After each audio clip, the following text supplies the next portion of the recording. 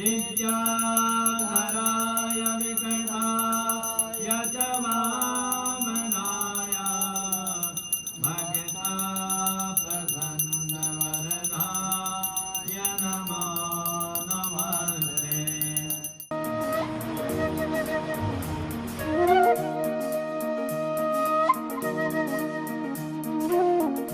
श्रीमन नित्य निकुंज विहारिणे नमः। श्री बिहारी बिहारिणी जो जयति, श्री स्वामी हरिदासो विजयते तराम। ब्रजमंडल की जो अधिष्ठात्री देवी हैं वो हमारी श्यामाजू श्री राधा रानी है। जो ब्रजमंडल 84 कोस में फैला हुआ है, जिसमें कि श्री राधा रानी का हृदय स्वरूप हमारा श्रीधाम वृंदावन है। तो आइए मेरे साथ मिलकर युगल छवि का ध्यान करते हुए और श्री राधा नाम का आश्रय लेकर ब्रजमंडल के प्रमुख स्थानों का नाम लेते हुए श्रीधाम वृंदावन से अपनी यात्रा को प्रारंभ करिए। और मेरा विश्वास है कि इस मानसिक ब्रज यात्रा से आपको वास्तविक ब्रज की यात्रा करने का ही फल मिलेगा।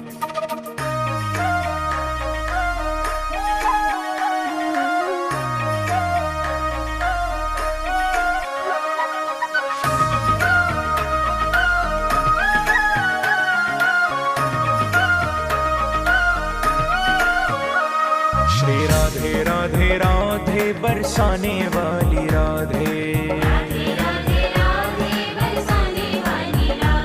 श्री राधे राधे राधे बरसाने वाली राधे,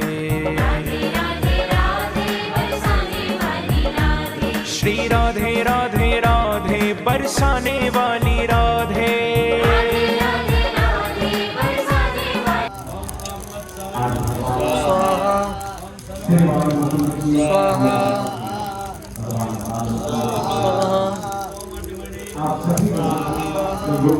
आप सभी लोग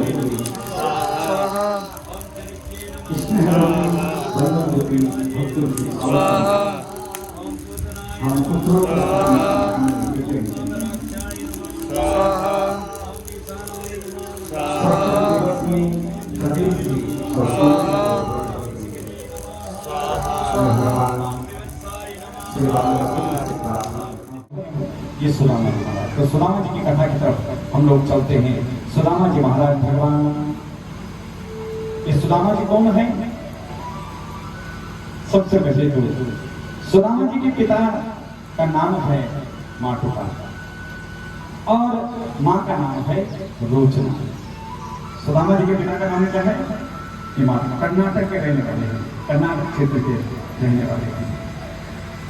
संदीपनी आचार्य जी के यहाँ शिक्षा देने की और संदीपनी आचार्य जी के यहाँ शिक्षा ग्रहण करते हुए सुदामा जी महाराज भगवान का चिंतन करते हुए, अब आप लोगों ने सुदामा जी की तो कथा सुनी रखी है, लेकिन ये सुदामा जी कौन? ये जन्म जन्मों की कथाएं ही मेरी मानो। आप ये मत सोचे, हमने भी नहीं जाने इससे पहले कितने जन्म। मैंने आपको बताया ना द्रौपदी के विषय में, आप लोगों ने सुना कि 13 जन्म पहले राजा था। भीष्म पितामह पहले भी राजा थे। धृतराष्ट्र की कथा, अनेक अनेक ऐसी ये कथाएं, जितनी भी कथाएं हैं, किसी न किसी जन्म का प्रतिफल है। तो ये सुदामा जी महाराज का सबसे पहला जन्म क्या था? सबसे पहले जन्म में ये एक कछुआ था। इनका पहला जन्म क्या था? एक कछुए का जन्म। कछुए के जन्म में ये भगवान की भक्ति करते थे। एक दिन भगवान की भक्ति करते करते इनके मन में विचार आया।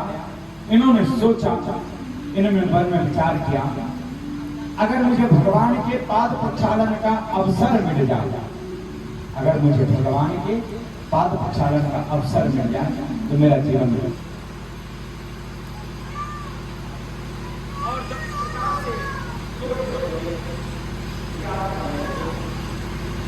तो ये कछुआ एक दिन अपने हाथों में जल लेकर के और बैकुंठ में जाता है। ये कछुआ कहाँ जाता है? बैकुंठ में जाता है। भगवान के पाद प्रक्षालन, लक्ष्मी ने देखा आज घर की साफ सफाई की और इतनी मिट्टी घर के अंदर कहां से आ गया, इतनी मिट्टी घर के अंदर कहां से आ गया। तो देखा एक कछुआ चल रहा है। जब उस कछुए को चलते हुए देखा तो पूछा भाई कहां जा रहे हो? बोला मैया मुझे भगवान के पाद प्रक्षालन करना है, भगवान के पाद प्रक्षालन। इतनी मिट्टी तो तेरे शरीर में लगी नहीं है, घर के दरवाजे से यहाँ तक तो मिट्टी मिट्टी, तेरे पास जल कहाँ है? हाथ आगे बढ़ाया तो अपने मुट्ठियों में जल बांध रखा है, उसमें मिट्टी भी लगी हुई है, कीचड़ भी लगा हुआ है। बोला भैया ये है जल, भगवान के पाद प्रक्षालन। इस जल से धो के तुम भगवान के पैर। भगवान कहाँ बैठे हैं? सामने देखा तो भगवान अपने शेष शैया पर विराजमान हैं, लेकिन भगवान ने अपने नेत्र बंद कर दिए। भगवान ने अपने नेत्र बंद कर दिए। जब भगवान ने अपने नेत्र बंद कर दिए तो लक्ष्मी धीरे धीरे आगे आगे खिसक रहा है, वो कछुआ निकट चलेगा भगवान। लक्ष्मी ने कहा कहां जा रहे हो? आगे पहले सुनो मेरी बात। कैसे धोगे भगवान के पैर? भगवान की तरफ देखने लगा, लक्ष्मी जी तरफ नहीं देख रहा, तो भगवान के नेत्र बंद हो गए। लक्ष्मी ने कहा देखो भगवान भी तुम्हारी तरफ नहीं देख रहे हैं और तुम आगे बढ़ते चले जा रहे हो। इसका तात्पर्य है कि भगवान नहीं चाहते कि तुम मेरे पाद प्रक्षालन करो, निकलो बाहर। कछुआ ने सोचा मैया सत्य कह रही है, भगवान तो देख ही नहीं रहे हैं, जो देख जिनके पाद प्रक्षालन करने वो नहीं देख रहे हैं, तो पाद प्रक्षालन किसके करें? मैया तो आगे नहीं बढ़ने देगी। भगवान कछुआ बाहर चला गया। जब वह कछुआ बाहर निकला तो लक्ष्मी ने देखा कि अब तो बाहर चला गया। मुड़ करके देखा तो भगवान के नेत्र खुले। लक्ष्मी ने कहा प्रभु कैसे भक्त आ जाते हैं तुम्हारे यहाँ, भक्तों की भीड़ लगी हुई है। देखो आज तो एक कछुआ तुम्हारे पैर धोना चाहता था, पर दशा देखी तुमने उसकी, कितनी मिट्टी उसके शरीर में, और हाथ में भी मिट्टी लगी हुई है, उससे भी तुम्हारे पैर धोना चाहता था, आगे बढ़ रहा था। वो तो अच्छा हुआ कि आपके नेत्र बंद थे, मैंने भगा दिया उसे। भगवान ने कहा अरे वो मेरा भक्त था ना, मेरे पास आपने देखा उसे? भगवान ने कहा क्यों नहीं देखा? आपके तो नेत्र बंद थे। भगवान का मेरे नेत्र बंद नहीं थे, मैंने नेत्र बंद किए। नेत्र बंद किए ऐसा क्यों? क्या आप चाहते थे कि वो आपके पाद प्रक्षालन करे? भगवान का मेरा भक्त मेरे पास आए और बिना मेरे पाद प्रक्षालन के चला जाए, उसका मनोरथ पूर्ण भी नहीं हुए बिना चले जाए तो मुझे दुख होता है। अरे तो आप कह देते मुझे कि आनंद से मेरे पाद प्रक्षालन करे। भगवान ने कहा कितना सुंदर ज्ञान है मेरी माताओं मेरे बहनों। भगवान ने कहा ए लक्ष्मी तुम मेरी पत्नी नहीं हो, तुम मेरा धर्म हो। भगवान जब बद्री विशाल में तपस्या करने के लिए गए ना, तो लक्ष्मी को कहा तुम वैकुंठ में जाओ।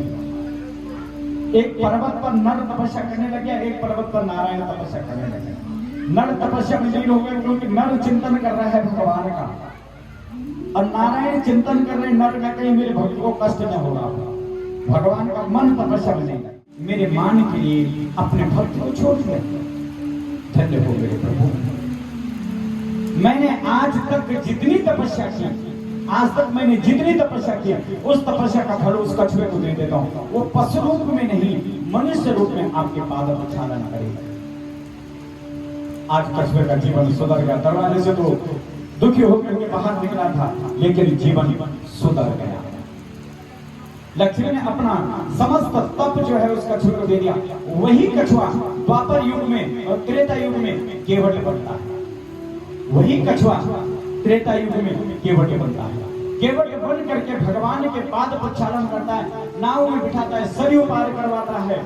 लेकिन जब वापस आया उसी सरयू के तट पर, तो मन में विचार आया, इतने केवट थे इस नदी के किनारे, लेकिन भगवान किसी के पास नहीं गए, मेरे पास आए।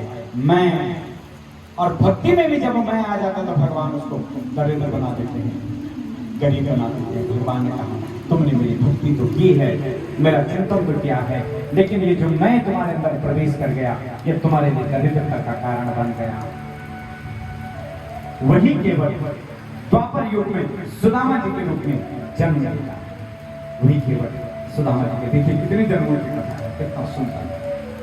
अब सुदामा जी का जन्म हुआ, संदीपनी। अब गरीब क्यों बने सुदामा जी? गरीब क्यों हो गए? स्वयं बने। जब संदीपनी आचार्य जी के यहाँ शिक्षा ग्रहण की और शिक्षा ग्रहण करते हुए जब भगवान से भेंट हुई तो इसने देखा ये तो जगत का नारायण है, ब्रह्म ज्ञान का प्राप्त हो गया, भगवान को पहचान लिया। ये साधारण बालक नहीं है, ये तो ब्रह्म है। उस ज्ञान के प्रभाव से, गुरु के ज्ञान में इतनी ताकत होती है, माँ के ज्ञान में, पिता के ज्ञान में और गुरु के ज्ञान में। इन तीन व्यक्तियों का ज्ञान जो व्यक्ति अपने जीवन में ग्रहण कर लेता है, इन तीन व्यक्तियों को जो अपने जीवन में प्रधानता देता है, इन तीन व्यक्तियों को जो अपने जीवन में गुरु के रूप में स्वीकार कर लेता है, उसका जीवन हमेशा सुखमय होता है, उसके जीवन में कभी दुख। और जो इन तीनों का तिरस्कार करता है, माँ का तिरस्कार करता है, पिता का तिरस्कार करता है, गुरु का तिरस्कार करता है, वो जीवन में इस जन्म में अगले कई 10 जन्मों तक दर दर के ठोकरें खाता है, उसे जीवन में कभी सुख प्राप्त नहीं होता है। ये शास्त्र कहता है। आज सुदामा जी महाराज भगवान को पहचान लिया। एक दिन, एक समय की बात है, उसी नगरी में एक ब्राह्मणी रहती है, उसी नगरी में एक ब्राह्मणी रहती है, भिक्षा मांग करके अपना जीवन यापन कर, भिक्षा मांग। जब भिक्षा मांग करके अपना जीवन यापन कर रही थी तो ऐसे क्या उसके जीवन में एक दिन ऐसा समय आया कि अब उसे भिक्षा भी नहीं मिलेगी। एक दिन व्यतीत हुआ, शाम को घर गई, पानी पिया, दिन व्यतीत कर दिया, दूसरे दिन, तीसरे दिन, चौथे दिन, पांचवें दिन, ऐसे होते होते 7 दिन का समय व्यतीत हो अपना जीवन यापन किया। 7वें दिन शाम को जब घर आ रही थी तो रास्ते में एक सज्जन से भेंट हो गई। उसके हाथ में देखा तो एक पोटली। कहा बेटा, मैंने 7 दिन से कुछ नहीं खाया, एक गिलास पानी पी के उससे अपना जीवन यापन करते हैं, तुम्हारी पोटली में अगर कुछ खाने के लिए हो तो मुझे दे दो। उस सज्जन ने उस पोटली को खोला, उसके 2 भाग किए और एक भाग उस ब्राह्मणी को दे दिया। लो माता जी, अपना व्रत का पारायण करना, घर जाना। ब्राह्मणी ने सोचा 7 दिन तक तो बिना भोजन के रह गए, तो क्यों ना आज भी एक गिलास पानी पी करके और प्रातः काल उठूंगी और इन चनों का भोग अपने गोपाल को लगाऊंगी और फिर अपने व्रत का पारायण करूंगा। भगवान मेरा दुख, मेरी दरिद्रता भगवान दूर करेंगे। उस पोटली को जब लेकर जाकर के जा रहे थे तो चोरों ने देख लिया, अंधेरा तो था ही, चोरों ने देखा ये कुछ धन ले जाएगा, छुपा के ले जाएगा। चोर भी उसके पीछे पीछे चल पड़े। उस पोटली को उसने अपने पूजा स्थल में रखा, अपने पूजा स्थल में रख करके एक गिलास पानी पिया, लेट गई। तब तक चोरों ने उसकी कुटिया में प्रवेश किया, उठाई उस पोटली को और पोटली को उठा करके भागने लगे। थोड़ी दूर तक आई, उनका पीछा जब नहीं कर सके तो उसने श्राप दे दिया, जाओ जो उन चनों को ग्रहण करेगा, मैं अपने भगवान को भोग लगा रही थी लेकिन तुमने मेरे भगवान के भोग के प्रसाद को उठा करके ले गए, तो जाओ जो उन चनों को ग्रहण करेगा वो दरिद्र हो जाएगा। चोर उस पोटली को भागते भागते और कहां चल पड़े? संदीपनी आचार्य जी के आश्रम में। तब तक रात खुल गई। संदीपनी आचार्य जी की पत्नी घर की सफाई कर रही थी, चोरों ने उस पोटली को वहीं छोड़ दिया। गुरु पत्नी बिहारी चनों के पोटली कोई बालक लाया होगा, छूट गई होगी, उठाया, संभाल करके आज छुट्टी का दिन है, बालक बन जाएंगे। सुदामा जी के हाथ में पकड़ा है, ये बेटा सबको बांधना जब भूख लगेगी। सुदामा जी ने जैसे ही उस पुतली को अपने हाथ में लिया, उन्हें ब्रह्म ज्ञान की प्राप्ति हो गई। ये तो श्रापित है। और अगर देखिए सुदामा जी चाहते तो सभी ग्वाल वालों को वो पोटली की चने खिला देते। आजकल तो यही है, मैं क्यों पहले दुखी हूँ, सब दुखी हो जाए, मैं दुखी हूँ तो सारा संसार दुखी हो जाएगा, मैं सुखी हो जाए और सब सुखी हो जाए तो मैं खुश हूँ। इस संसार की गतिविधि लेकिन नहीं। सुदामा जी ने कहा अगर मैं इन चनों को किसी भी एक ग्वाल वालों को दे देता हूं तो दरिद्र हो जाएगा, और भगवान को देता हूं तो भगवान के दरिद्र होंगे। ये श्रापित है, ब्राह्मणी का श्राप है। इन चनों को मैं किसी को नहीं दूंगा, स्वयं खा जाऊंगा। मेरी दरिद्रता तो भगवान दूर करेंगे, लेकिन संसार की दरिद्रता को दूर करने वाला नारायण दरिद्र नहीं। धन्यवाद सुदामा जी महाराज जी ने उन चनों को अकेले खा लिया। भगवान ने कहा क्या खा रहे हो सुदामा जी? बोला कुछ नहीं मित्र, ठंड से दांत बज रहे। बोला दांत तो तूने बजा दिया अपने, कितना बोझ हो गया तेरे मेरे पर, कब चुकाऊंगा तेरा मेरा। धन्यवाद। अकेले खाकर सारे कट कट की आवाज आ रही है। बोला क्या आवाज आ रही है? बोले लकड़ियां तोड़ रहा हूँ ना। तू तो पेड़ में बैठा हुआ है, तुझे क्या पता नीचे इतनी बड़ी बड़ी लकड़ियां ऐसे ले जाएंगे घर, तोड़नी पड़ती है।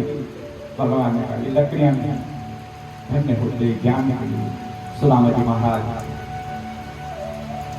गुरु शिक्षा पूर्ण हुई, अपने नगर में आए, अपना जीवन यापन करने लगे, गृहस्थ धर्म में बंध गए, संतान की प्राप्ति हो गई। लेकिन धीरे धीरे धीरे धीरे दरिद्रता बढ़ने लगी, भिक्षा भी नहीं मिलती है। कहीं पर अगर किसी ने भोजन भी दे दिया तब तक गाय सामने खड़े हो जाते हैं, राम में बैठ जाते हैं, उसी को दे देते। ऐसे चलते चलते एक दिन सुदामा जी महाराज कहीं भिक्षा नहीं मिली, कई दिन हो गए, बच्चे भूखे बैठे हुए हैं, पिताजी कुछ लाएंगे, घर में आए, देखा अपने बच्चे की दशा, अपनी पत्नी की दशा देखी, सोचने लगे भगवान का चिंतन, हे परमात्मा, हे कन्हैया, कैसे मेरा उद्धार होगा भगवान, मेरा दरिद्रता, मेरी दुख की निवृत्ति कब होगी भगवान। यह सोचते हुए सुदामा जी महाराज भगवान का चिंतन कर रहे। भगवान ने कहा आ रहा है समय, तेरे दरिद्रता को दूर करने का समय आ रहा है, चिंता मत कर। सुदामा जी महाराज गए घर के अंदर, अपने बच्चों से भी बात नहीं की। पत्नी का रुक्मणी भी जब से अपने मुख में डाल कर पेड़ भरते, लेकिन ये धर्म नहीं है। रुक्मणी ने एक एक कण, जो एक मुट्ठी चावल में शेष बचे हुए थे, उन एक एक कणों को जितने सदस्य द्वारपाल से लेकर के जितने सदस्य उस समय वहां पर उपस्थित थे, भगवान की जितनी पत्नियां वहां पर विराजमान थी, भगवान के पुत्र थे, सबको एक एक कण सुदामा जी का आशीर्वाद प्रदान किया। ऐसे मेरे सभासदों, मेरी संततियों, मेरी बहनों, इस ब्राह्मण का आशीर्वाद लो, मैं तो इसे पहचान नहीं सकी। और उस ब्राह्मण का आशीर्वाद प्राप्त करते हुए सुदामा जी का कन्हैया मैं जाऊंगा, हाथ जोड़ के बड़ा भेज दो, भगवान का ठीक है जाओ। दरबारी पर आए, भगवान का मित्र, बुरा तो नहीं मानो? बोला नहीं नहीं, क्या बात है, दूर तक देख लेंगे, कुछ दिया होगा, आगे आगे घोड़े से चल जा रहे हैं, लड़ करके आज तो सब कुछ ले जा रहे हैं। भगवान ने तो जो देना था वो पहुंचा दिया, सुदामा जी को पता भी नहीं चला। भगवान का मित्र, मेरे पीताम्बर को यही छोड़ दो और अपनी धोती पहन करके जाओ, मेरा वस्त्र। सुदामा जी का वाह, कभी अपने सिंहासन पर बिठाता है और फिर वही दरिद्र बना करके भेज रहा है, इसी फटी धोती पहना कर। लेकिन वो तो सुदामा है, ब्रह्म ज्ञानी है, जानते थे भगवान तुम्हारा कुर्ता कितने दिन काम आएगा, पहनी तो अपनी फटी पुरानी धोती है, धोती में ही जीवन यापन करना है, इस कुर्ते में, इस तुम्हारे आवरण में थोड़ी नहीं जीवन यापन करना है। ठीक कह रहे हो कन्हैया, अपनी धोती पहन करके जाता हूँ, अपनी धोती पहनी, भगवान का कुर्ता भगवान को दिया। भगवान से कहा भगवान एक बात, एक सिर्फ एक वस्तु आपसे मांगूंगा, बाकी कुछ नहीं मांगूंगा। बोला क्या मांगना चाहते हो? और अपनी पीताम्बरी मुझे दे। इस पीताम्बरी का क्या करोगे तुम, जब तुम्हें इस कुर्ते की आवश्यकता नहीं, तुमने कुर्ता वापस दोबारा नहीं मांगा, अपनी धोती पहन ली, अपना फटाफट कुर्ता पहन लिया, तो मेरी पीताम्बरी का क्या करोगे? क्या कहा सुदामा जी महाराज जी ने? धन्य हो सुदामा जी महाराज, एक नहीं आया, किसी के घर से 3 मुट्ठी उधार लेकर के आया, मेरी पत्नी के लिए सुबह सुबह मांगने के लिए गई और उसके 3 मुट्ठी चावल दी और उन 3 मुट्ठी चावलों को तेरे लोक में अर्पण कर दिया कन्हैया। अब जब उसके पास जाऊंगा ना तो उससे कहूंगा कि वो पीताम्बरी मेरे लिए नहीं है, वो पीताम्बरी उसको दूंगा जिसने मुझे तेरे द्वार तक पहुंचाया है, जिन चावलों ने मुझे तेरे द्वार तक पहुंचाया उसको ये भेंट दूंगा, ये भगवान की पीताम्बरी रख ले, ये तेरे चावलों का मूल्य है और उसके ऋण से मुक्त हो जाऊंगा। धन्य हो सुदामा। अपनी चिंता नहीं है, उसकी चिंता है जिसके घर से मांग मांग के लाएगा। धन्य हो।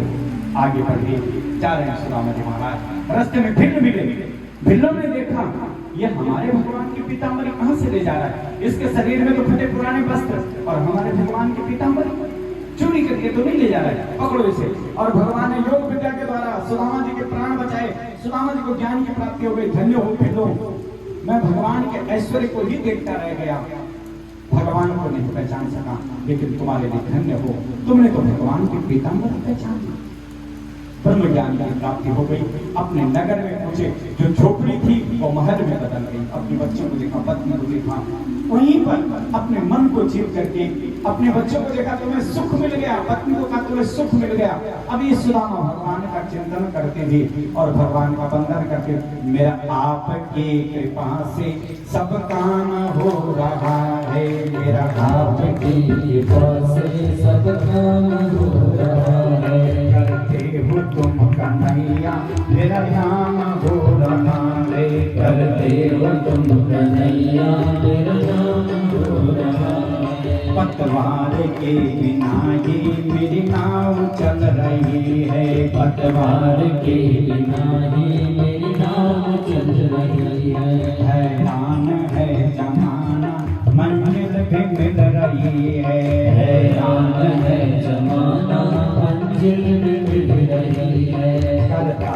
नहीं मैं कुछ भी सब काम हो रहा है, करता नहीं मैं कुछ भी सब काम हो रहा है, मेरा आप 6 बजे तक का समय हमारी कथा का है, लेकिन समय का मान नहीं रहता है कथा का तत्व और आप लोगों की श्रद्धा और भक्ति को देख करके। सबसे पहले मैं इन दोनों माता पिताओं को सहृदय भगवान से प्रार्थना करता हूँ, हे भगवान, हे सच्चिदानंद, हे मुकुंद। मैं जिस दिन आया था आदरणीय बहन जी, जब जिस दिन मेरे पास आई, मैं भंडारी जी का कथा कर रहा था, मेरे पास आई, कहा मैंने भागवत का मेरा विचार है, एक संकल्प है मेरे मन में। मैं उस समय तो कुछ पूछ पाया न कुछ कह पाया, बस इतनी बात भी, अगर आपको समय लगेगा तो आप मेरे घर में जरूर आना। कथा जब पूर्ण हुई तो कुछ समय पश्चात मैं आया और जब मैंने सुना तो मैं आगे कुछ नहीं सुन पाया।